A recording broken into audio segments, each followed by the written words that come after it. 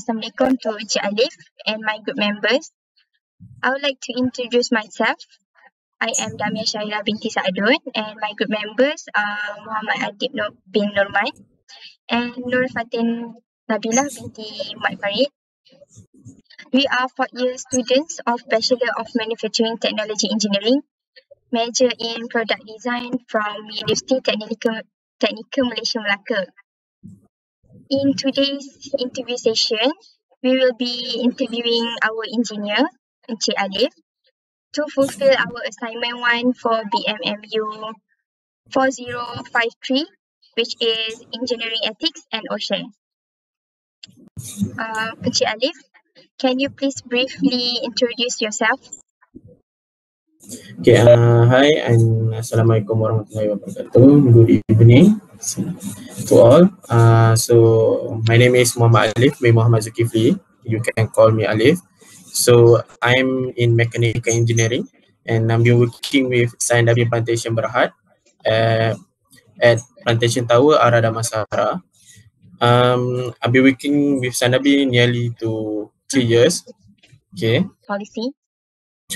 Okay, so in Syahirah Plantation, actually that we have a few ethics policy beside the engineering itself. We have one of it is the main one is the integrity policy, which is to avoid the staff, Syahirah staff from obtaining anything from the outsider, especially the contractor. So we also have one department in the Syahirah Plantation. We call it as a GIGA. GIGA is a department that will be an auditor for the ethics policy on the staff. And recently, there is a few issues regarding the ethics policy has been in treat in the Syahirah Plantation itself, and there is somehow a few ethics policy that we have in the Syahirah Plantation. Interesting. For the next question, I will pass it to Muhammad Adib. Assalamualaikum and good evening, Encik Alif. Okay, for the second question is, does your company have a method in distributing ethics policy to the employees? For example, such a poster or mission and vision of the company. Can you share with us? Okay, so for the Syahirah Plantation Berhad, there are a few ways that we have done in distributing the ethics policy at the Plantation Tower. One of it, we can say that they have a poster, banner, placing around in the Syahirah Plantation itself at the Plantation Tower lah. So beside that, they also have like a plug, a vision plug and vision for the company, which is still being renewed by our safety department and also by the integrity department. Because nearly they are having like to orang kata kena recheck balik lah anything that happen, sebab setiap tahun yang kita tahu is benda yang akan berlaku adalah satu benda yang different, something new. So mungkin tahun ni berlaku benda ni and then the next year is happen nothing, so they will be needing a new policy to overcome that current situation lah.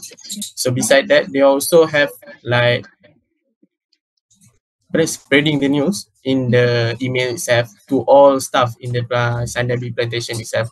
So each of the staff will receive an email regarding the integrity or phishing or anything lah, something like that lah, for the orang kata reminder to the staff lah. Thank you, Encik Ali, for your explanation. And for the third question will be held by Fatin Nabilah. Encik Alif. Okay, for the next question, I want to ask, do you have manual or standard operation procedure SOP related to the job standard? Okay, thank you, Fatin. So actually at Syahirah we have a few manual or SOP standard. We say that it been distributed into a few form. You can, I don't think the outsider can Google it actually, but on Sanabi we have a SharePoint, we call it as a SharePoint. Inside the SharePoint we have a few policy that we need to meet, especially about regarding the tender lah, tender process. Supaya tak jadi isu yang orang kata direct nego macam yang tengah hangat sekarang lah, isu-isu macam tu. So kita ada juga benda-benda tu dalam Sanabi presentation juga, di mana the manual or the standard procedure or SOP dia ni untuk Sanabi presentation ni kita ada 3 jenis lah. Yang paling major yang semua staff is required to follow. One of it we call it as GPPA. The GPPA is most likely strict on the tendering process. While beside that we have a GPA. GPA ni satu standard SOP yang mana is a surface. So dalam tu dia cerita satu benda, contohlah kita ambil contoh direct negotiation. So untuk direct negotiation ni dia ada following dia, ada isu-isu dia. Then bila kita go through lagi dia akan specifykan dalam GPPA kita lah. GPPA tu usually more to the regarding on the procurement side. And then other than that, each of the department also have their own SOP. For example, my department engineering has my own SOP. So my SOP in the department punya SOP pula dia terbahagi kepada 2. Dia ada post punya contract and then juga pre-contract lah. So untuk pre-contract ni mostly untuk tendering punya proses, and then kalau berlaku negotiation macam mana, apa report yang kena buat, everything kita dah specifykan dalam tu. Dan untuk post contract pula ni pula mostly je macam more to the claim during kerja-kerja berlaku. So, kalau ada EOT, saya rasa most of you mungkin pernah dengar lah kalau time intern dulu kan. So that is one of the standard manual or SOP yang kita ada juga lah dalam standard implementation. Thank you, Encik Adil, for the explanation. Okay, for the next question, I will pass to Damia.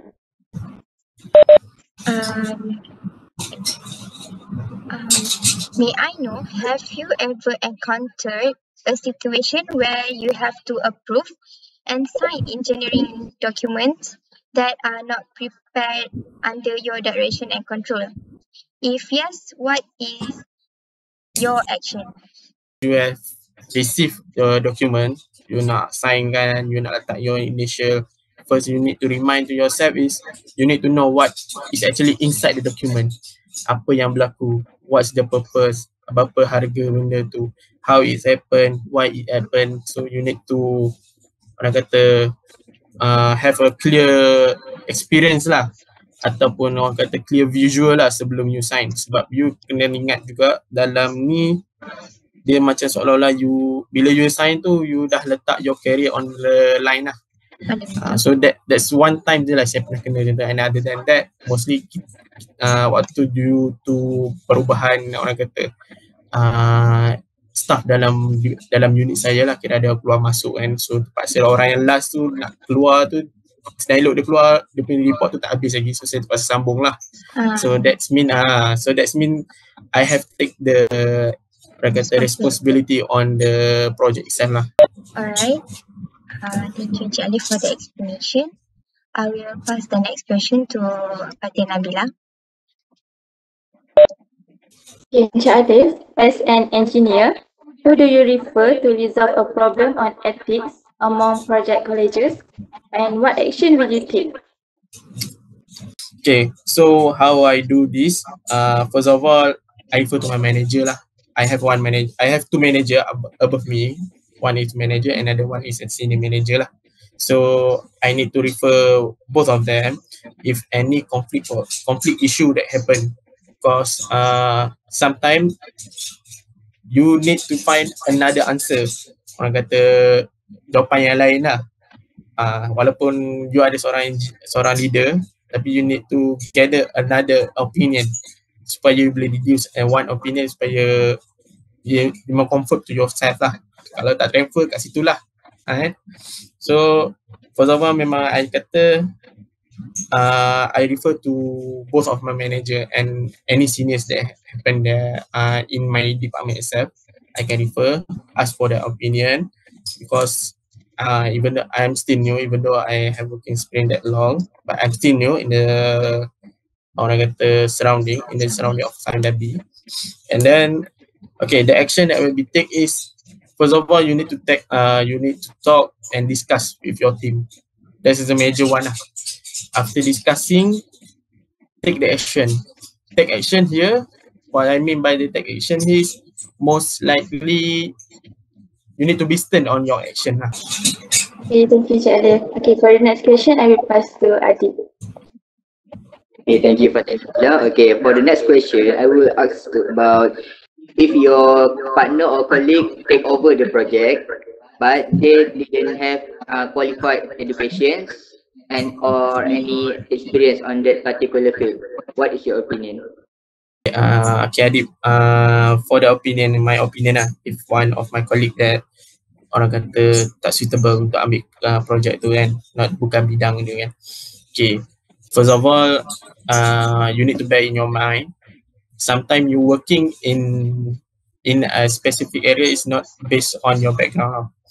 Okay, contoh, for example, facilities management myself, I once put under an architect sebagai manager saya, my superior waktu tu. Then she sometimes need a few expertise on the engineering. So I will be the one that helping her on the engineering side, while she will be helping me on the architecture side or aviation side. For yourself, you need to guide her or them, you need to guide them supaya kerja tu jalan first jalan lah. Second thing is help them as much as you can with your experience yang you ada.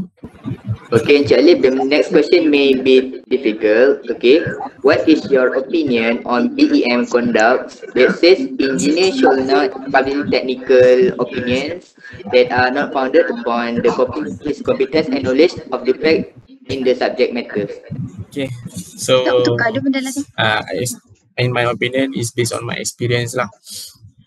Benda ni satu benda yang penting, yang mana if that thing is not your own expertise or your own orang kata sharing knowledge punya area, please don't orang kata berani-beranikan diri ataupun pandai-pandaikan memberikan jawapan lah. Rujukkan kepada yang expert ataupun yang pakar ataupun yang has the experience lah.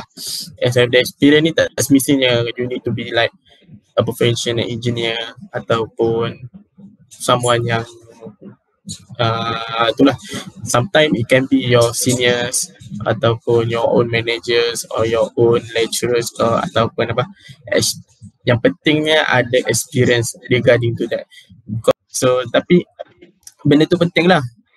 Apa-apa pun refer to the expert dulu before you finalize everything. Yes, you guys one day lah akan jadi all the project engineer, so you guys akan has the responsibility on the project itself, but at the end of the day you need to review your orang kata your decision, your your planning ataupun your punya pandangan and everything lah, lagi-lagi yang melibatkan isu-isu besar lah. And so benda-benda tu sangat-sangat penting yang perlu diberatkan.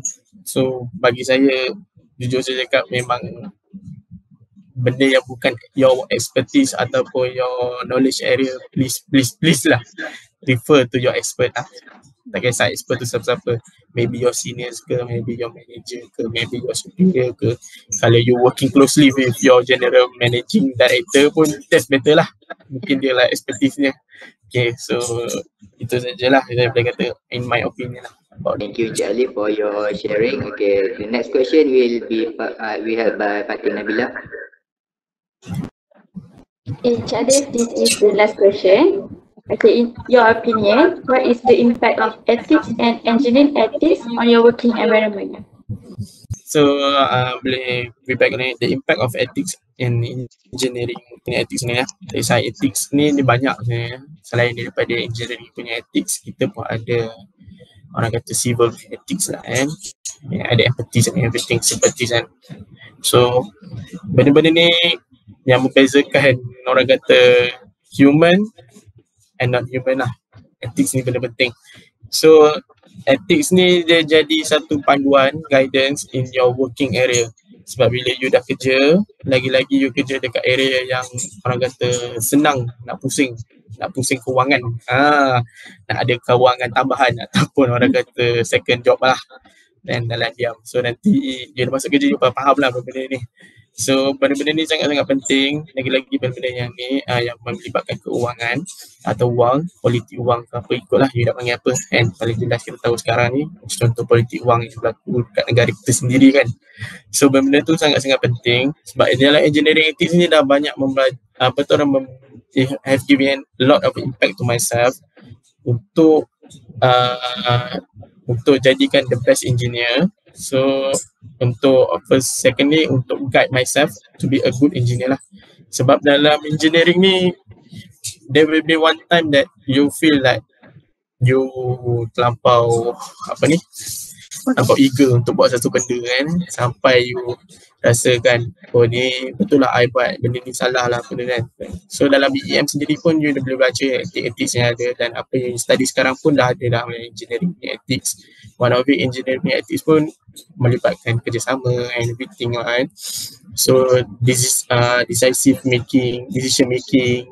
So benda tu penting juga. So untuk decision making pun benda yang kita kena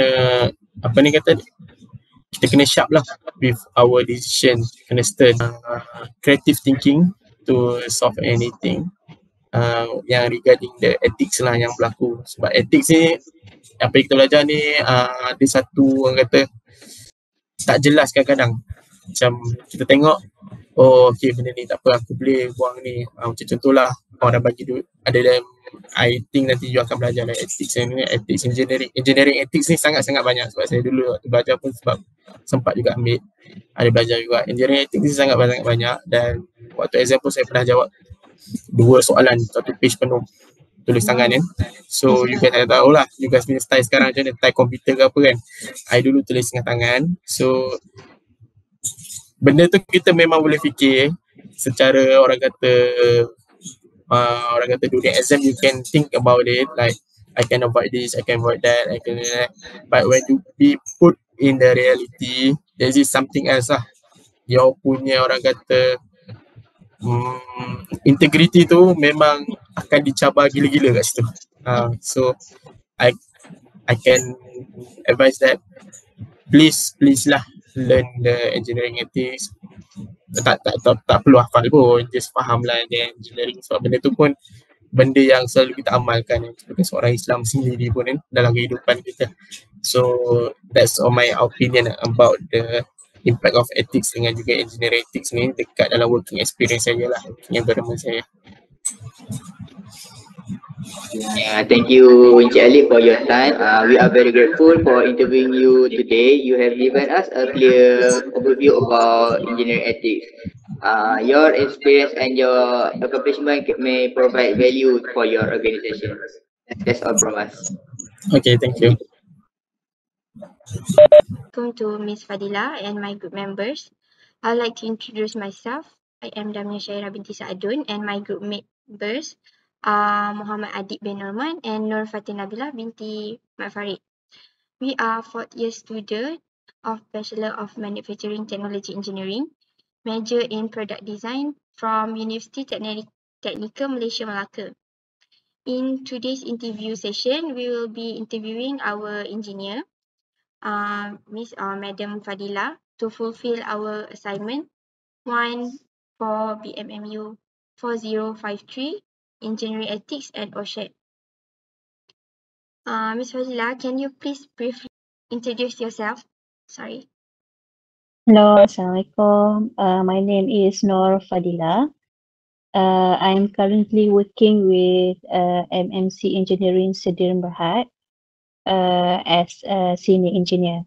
I'm actually at 30 right now. I'm being assigned to we call it graphite project. It's a Petronas project. Petronas is our client. We are doing a pipeline installation project for gas pipeline. Okay, I think that's all. That's interesting. For the first question, may I know, does your company involved in ethics program? or training related to the job tender?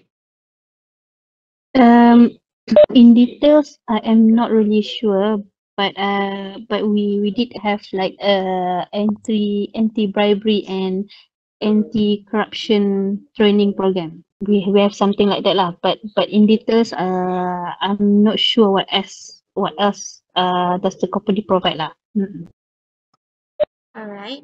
For the second question, I would like ADIB to ask Ms. Fadilah. Hello and very good morning to Madam Fadilah. Okay, for the Morning. second question, does your company have a method in distributing ethics policy among the employees? In like what I said before, through a training program lah, we do have a training session. We gather all of the employees. But I only so far I only joined that one training lah, the anti-bribery and anti-corruption training. Apart from that, I'm not aware of lah. Okay, thank you, Madam Fadilah. Okay, for the next question will be held by FATIN NABILAH. Ms. Fadilah, okay. For the next question, I want to ask, as engineer, what will you do to resolve a problem on ethics among project colleagues? First, I would analyze the situation. It depends on the situation actually. If I mean, if speaking up would give more positive. I mean, if speaking up, it would give more negative impact to the company. I would prefer to what we say, to avoid the situation and just keep it low lah. But it will, if it do more harms to the company, maybe I would speak up to my superior about it. Thank you, Miss, for the explanation. Okay, for the next question, Damia will ask. The fourth question will be, in your opinion, what would you do if you know one of your colleagues has falsified his or her qualification? To be honest, if he or she give no issue to the company or to us as a team, and also if he or she performs well, I don't really bother about it. I don't really bother about it because in working environment, your work performance matters. Anything that you put anything that you write, whether it's true or fake in your qualifications in the CV or resume, it's just a credit for you to pass the interview. When you start working, it's your performance. Your work performance that matters. But that's is in engineering case lah. Of course, like in medical, if they want to fake a medical degree, that is not acceptable at all lah, because it might affect human's life, right? So yeah, it depends on the situation. All right. Next, I will pass it to Fatin NABILAH. The Miss Code of Ethics is the hallmark of modern profession. Can you describe the fundamental concept of code ethics in your opinion? In my opinion, is the code of ethics is a principle and guideline from a company, so that all the employees will do the business with honesty and integrity. That's my opinion about it. Okay, thank you, Miss. For the next question, will be asked by Adi. Okay, for the next question, what would you do if you receive benefit from other party or company without the company validation? If it's bribery, I will not accept it. Okay, the next question is, have you been encountered in a situation where you have certified work without any supervision? If yes, how you handle the situation? So far I never certify any work without supervision. So far, I never encountered that lah. I will not sign any document like Lila before any verification work. Okay, and the last question, do you have any suggestion on engineering ethics that can be improvised in your workplace? Apart from training, yes, training can be one method. Apart from training, I think company should also like do a reward to the employees that do well in performing this code of ethics that is being introduced by the company. Alright, that's all for our interview session. Thank you so much, Ms. Fadila, for lending us our time and the opportunity to be in this interview session with you, and we hope that you had a great day. Thank you so much again. Thank you so much. Alright, you're welcome.